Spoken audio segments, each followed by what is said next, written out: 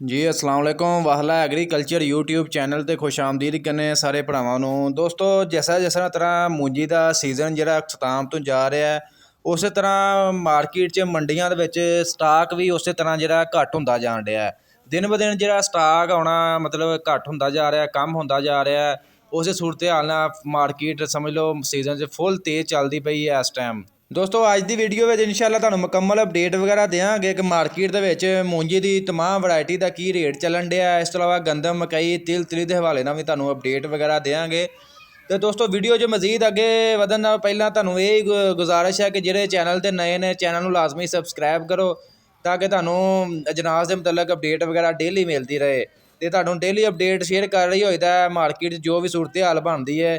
ਤੇ ਫਿਲਹਾਲ ਮੂੰਜੀ ਦਾ ਸੀਜ਼ਨ ਪੂਰਾ ਤੁਹਾਨੂੰ ਅਪਡੇਟ ਵਗੈਰਾ ਦਿੱਤੀ ਹੈ। ਤੇ ਜਿਸ ਤਰ੍ਹਾਂ ਤੁਹਾਨੂੰ ਅਪਡੇਟ ਦਿੱਤੀ ਹੈ ਫਿਲਹਾਲ ਉਸ ਤਰ੍ਹਾਂ ਪ੍ਰੋਡਕਸ਼ਨ ਵਗੈਰਾ ਤੁਹਾਨੂੰ ਜਿਹੜੀ ਵੀ ਦਿੱਤੀ ਹੈ ਉਸੇ ਤਰ੍ਹਾਂ ਬਿਲਕੁਲ ਮਾਰਕੀਟ ਚੱਲਦੀ ਪਈ ਹੈ। ਤੇ ਫਿਲਹਾਲ ਦੋਸਤੋ ਮੁਕੰਮਲ ਪਹਿਲਾਂ ਸਭ ਤੋਂ ਸ਼ੁਰੂ ਕਰਦੇ ਹਾਂ ਜੀ 1509 ਤੋਂ। 1509 ਦਾ ਜਿਹੜਾ ਮਾਰਕੀਟ ਦੇ ਵਿੱਚ ਰੇਟ ਮਿਲਣ ਡਿਆ 4500 ਰੁਪਏ ਤੋਂ ਲੈ ਕੇ 4950 ਰੁਪਏ ਤੱਕ ਹੈ। ਤੇ ਕਾਇਨਾਤ ਤੇ ਸੁਪਰ ਬਾਸਮਤੀ ਅੱਜ ਵੀ ਸਭ ਤੋਂ ਅੱਗੇ ਚੱਲ ਰਹੀ ਹੈ। ਕਾਇਨਾਤ ਦਾ ਜਿਹੜਾ ਰੇਟ ਚੱਲਣ ਡਿਆ 4800 ਰੁਪਏ ਤੋਂ ਲੈ ਕੇ 5350 5400 ਰੁਪਏ ਤੱਕ ਮਿਲਣ ਡਿਆ।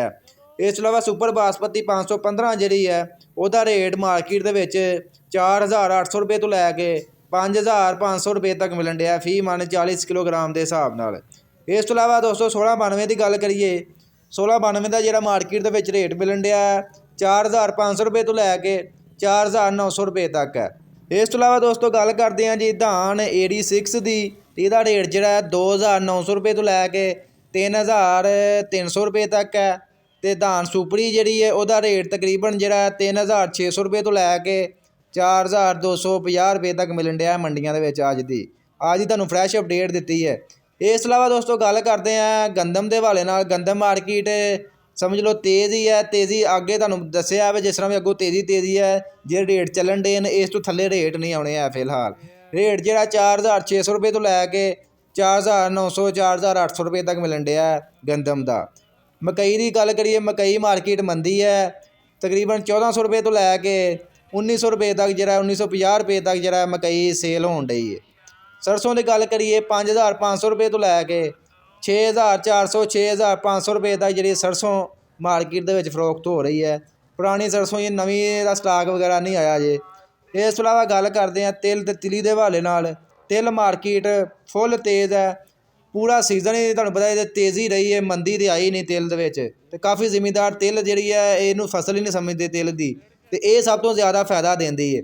ਇਹਦਾ ਜਿਹੜਾ ਰੇਟ ਤੁਹਾਨੂੰ ਪਤਾ ਸੀਜ਼ਨ ਦਾ ਤਕਰੀਬਨ 16000 15000 ਤੋਂ ਥੱਲੇ ਗਿਆ ਹੀ ਨਹੀਂ ਹੈ। ਤੇ ਫਿਲਹਾਲ ਜਿਹੜਾ ਹੁਣ ਵੀ 16800 ਰੁਪਏ ਤੋਂ ਲੈ ਕੇ 18200 300 ਰੁਪਏ ਤੱਕ ਜਿਹੜਾ ਤਿਲ ਮਾਰਕੀਟ ਦੇ ਵਿੱਚ ਫਰੋਖਤ ਹੋ ਰਿਹਾ। ਤੇ ਮੂੰਜੀ ਦੀ ਅੱਗੋਂ ਮਜ਼ੀਦ ਜਿਹੜਾ ਤੇਜ਼ੀ ਹੈ ਮੂੰਜੀ ਮਾਰਕੀਟ ਵੀ ਤੁਹਾਨੂੰ ਪਤਾ ਅੱਗੋਂ ਜਿਸ ਤਰ੍ਹਾਂ ਜ਼ਮੀਂਦਾਰ ਦੇ ਹੱਥੋਂ ਨਿਕਲਦੀ ਗਈ ਇਹਦੀ ਮਤਲਬ ਮਾਰਕੀਟ ਮਜ਼ੀਦ ਜਿਹੜਾ ਇਹਦੇ ਰੇਟ ਵੱਧਦਾ ਜਾਏਗਾ।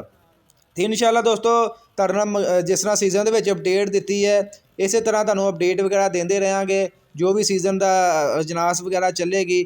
ਦੋਸਤੋ ਅੱਜ ਦੀ ਵੀਡੀਓ ਅੱਛੀ ਲੱਗੀ ਲਾਈਕ ਕਰਿਆ ਕਰੋ, ਦੋਸਤਾਂ ਨਾਲ ਲਾਜ਼ਮੀ ਅੱਗੇ ਸ਼ੇਅਰ ਕਰਿਆ ਕਰੋ ਤਾਂ ਕਿ ਉਹ ਵੀ ਅਪਡੇਟ ਵਗੈਰਾ ਲੈ ਸਕਣ ਕਿ ਮਾਰਕੀਟ ਦੇ ਵਿੱਚ ਕੀ ਰੇਟ ਵਗੈਰਾ ਮਿਲਣ ਡਿਆ।